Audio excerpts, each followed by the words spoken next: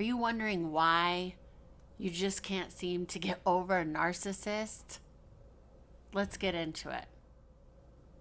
Maybe you're feeling like, what in the world is happening to me? I'm in this brain fog. Today, I hope to bring you some clarity. I'm going to give you 5 signs that you are trauma bonded to the narcissist. Number 1, you cannot seem to go gray rock.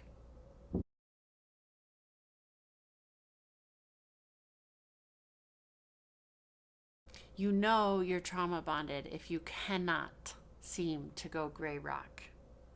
Gray rock is where you're like a gray rock. You literally become emotionless. You have no response other than just facts. It's very hard to do. It's really hard to do. It feels so disingenuous, but it's necessary if you have to remain in contact with a narcissist. It's the only way. So if you cannot seem to do that, you know you're in a trauma bond. Number 3, you think of them often. They are taking up space in your mental apartments, and they are not paying rent. They are there, popping in to all the units, turning on the lights, making a mess. If they pop into your head, into your awareness more than once a day, you know that you're still trauma bonded to a narcissist. Have grace for yourself. Catch yourself every time that you notice it and go, what is the payoff here by thinking of them? What do I need to process still? What needs to be heard? Number 4, you find yourself gaslighting yourself into remembering things as if it wasn't that bad and taking way more responsibility, as the empath typically does, for everything. In the relationship, you probably found yourself apologizing for them hurting your feelings and crossing your boundaries. So if you're gaslighting yourself into thinking they're not that bad, they're pretty cool, you're trauma bonded to the narcissist. And number 5, if you still somehow find yourself wanting their validation, like kind of wanting that piece of them to say, hey, that was cool, good job, wanting to hear that, then you know that you're trauma bonded. So great. Now what, right? We know we're trauma bonded. Okay, thank you and goodbye. Thanks, Leah. There are tools. It is painful at times because you got to sit with yourself. Just sit with yourself and listen. Why am I still thinking about this?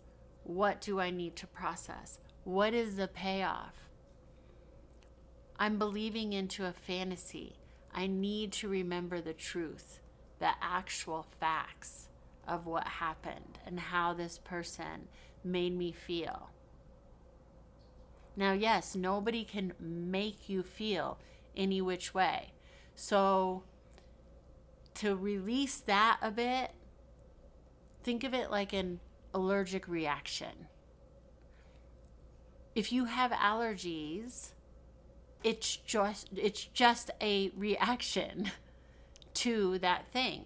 Not everybody has that reaction to it, although anybody who's not narcissistic is going to have a negative reaction to a narcissist.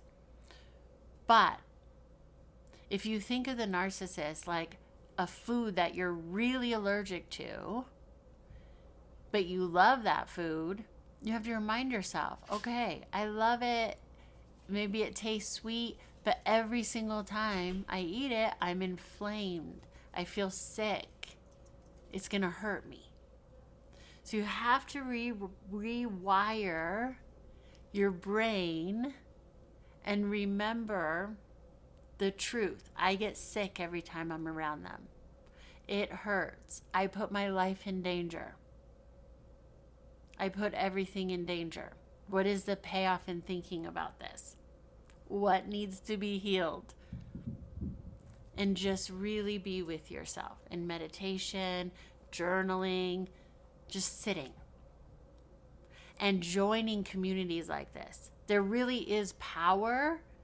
And I really appreciate all the new subscribers and old subscribers. You're all new to me because we're all new, brand new, every single moment that we choose to step into our power and our light and remembering what we're capable of. And you can truly let your past go and recreate everything that you want. And energetically, truthfully, by pushing a video out like this and knowledge and awareness, we help heal ourselves and we help heal the world. So please do like, comment, subscribe, all the things that you do, all the things that your heart is calling you to do. Because that's how we can heal and grow and change this pandemic of narcissistic abuse. I appreciate you so much. Thank you. I'll see you next time.